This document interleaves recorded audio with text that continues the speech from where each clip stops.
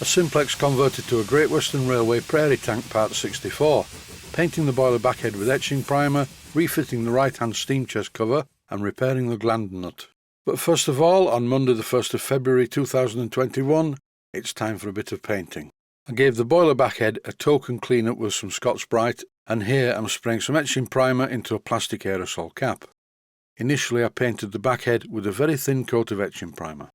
As you can see here, I applied some masking tape all the way round so I get a nice clean line. Spray paint is very thin as it comes out of the nozzle attached to the aerosol can. So when you use a paintbrush to apply this paint, it does tend to run very easily. You have to be careful.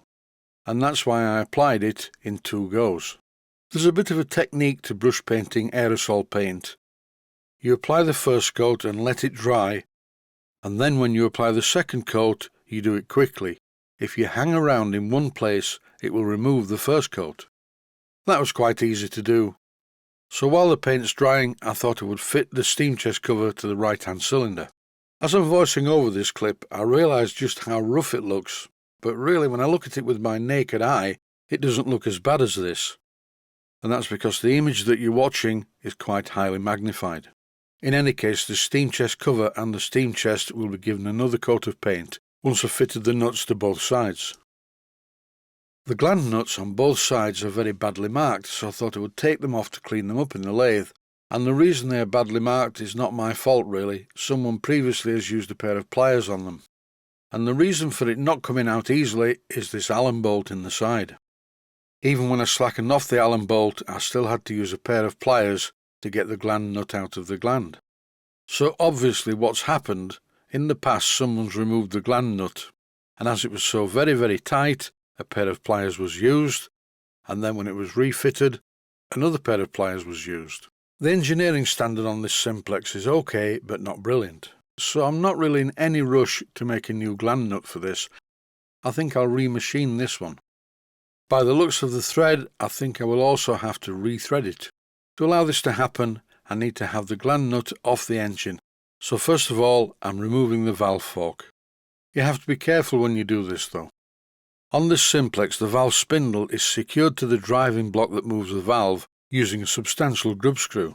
But on quite a lot of steam engines, the valve spindles are threaded into the driving block for the valve, so you could be altering the valve timing as you screw off the valve fork. Time to remove the graphited yarn, if that's what you can call it. This is the modern stuff and it is absolute rubbish. The best graphited yarn is the older material, and often this stuff comes up for sale on eBay as new old stock. A good alternative is to buy a larger piece of graphited yarn for a full-size steam engine and unpick it. But please be aware, I think it contains asbestos, that's why the formula changed.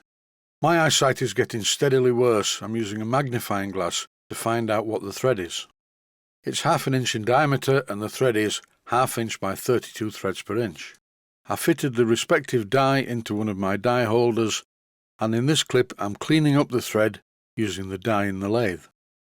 I'm using the chuck in the tailstock to just make sure that I keep the die in line.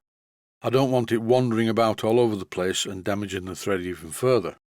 In no time at all I have a very clean 1/2 inch by 32 threads per inch gland nut.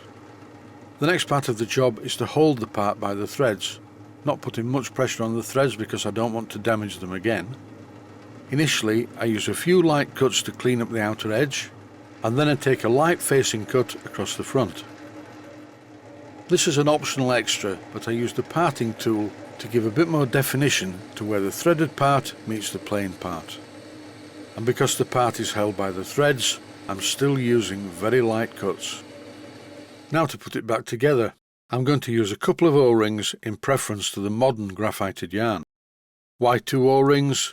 Well, if you think about it, inside the gland itself it will be tapered as it was probably drilled with a drill bit, and I thought that using just 1 O-ring may not seal properly. I lubricated the valve rod before refitting the gland nut, and as you can see some oil is coming out of the grub screw hole.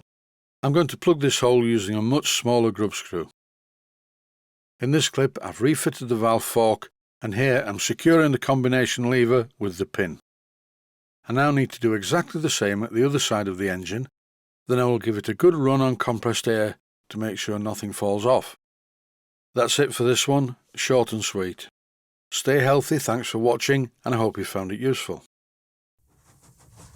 Please take the time to visit my main Steam Models website and click on the section of the website that says Video Playlists. And by doing that, you can find other videos that you may like to watch. And by using the playlists, you can actually watch the videos back to back.